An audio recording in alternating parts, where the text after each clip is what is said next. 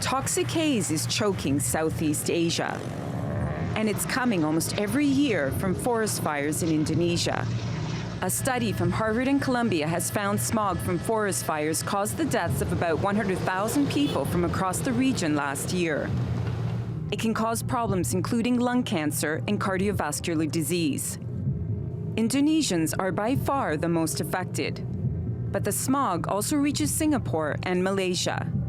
According to the study, thousands have died there as well. But the governments of all three countries reject these numbers.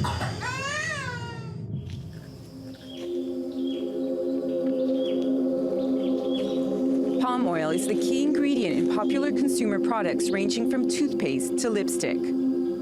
Almost all of the world's palm oil, 85%, is produced in Indonesia and Malaysia. And nearly a quarter of all forest land in Indonesia has been cleared to plant oil palms. While there are restrictions on deforestation, Indonesia is clearing its forests faster than any other tropical nation. And the problem does not stop there. Every year between August and October, its farmers clear their palm crops using traditional slash and burn methods. The fires often spread into protected forest areas, burning for weeks or even months. Firefighters face an almost impossible challenge, and they're up against powerful interests.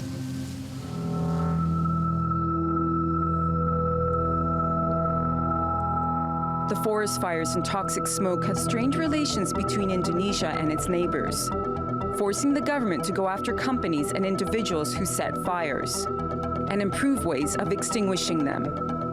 Indonesian police say they have arrested more than 450 people in connection with forest fires this year. That's nearly double the number from last year. And Singapore is also taking a harder stance, punishing local and foreign companies that burn down forests, and boycotting products from Indonesian companies that contribute to the smog.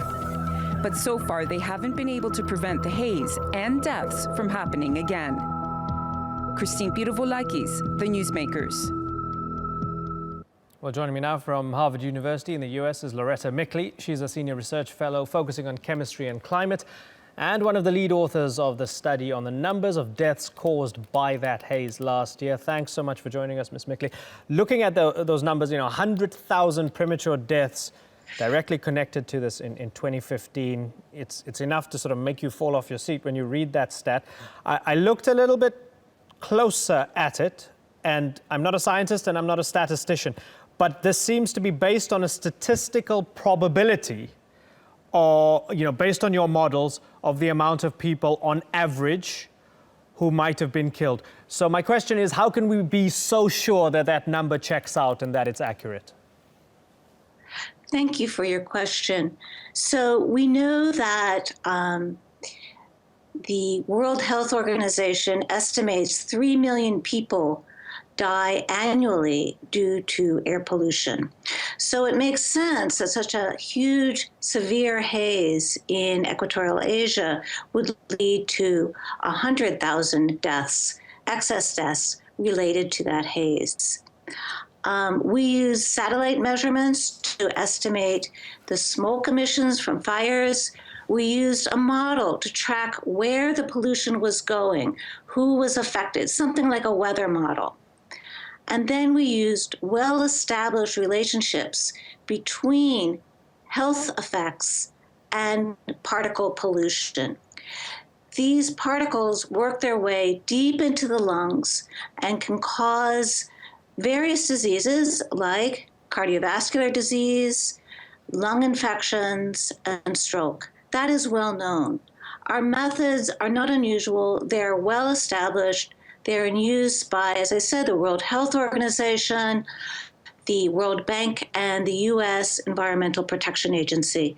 So we feel confident that a large number of people died that wouldn't have otherwise given this large haze event, and that these deaths occurred not all at once, but spread out over the year following the haze event. Okay, and good of you to clarify that for us. Now, the Indonesian government does admit that there is a problem. They have a figure of 43 million Indonesians, they say, who were exposed to particles from the fire.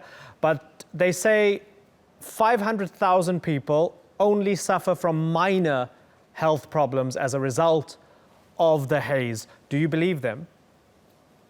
Well, I don't know their methodology, so I don't feel comfortable commenting on how they got that number. Our methods are in use by many organizations around the world, so we feel confident that it is a much larger number than that. But we would be willing to engage with the Indonesian governments to find out more. Haze recognizes no sovereign borders. So you have 90% of the people affected in Indonesia. You have people affected in Malaysia and Singapore.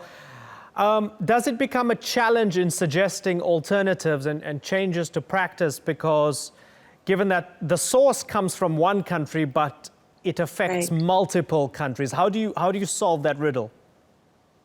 That's a very difficult riddle. And we understand that there are treaties now in progress in the region to solve that problem. Our goal is not to provide solutions to this riddle, as you call it. Our goal is to provide a very simple to use model that can estimate health impacts and can also identify those regions where burning most affects people downwind. So for example, we found that Singapore is especially sensitive to burning in southern Sumatra. Loretta Mickley, thanks so much for your expertise. It's been great to talk to you.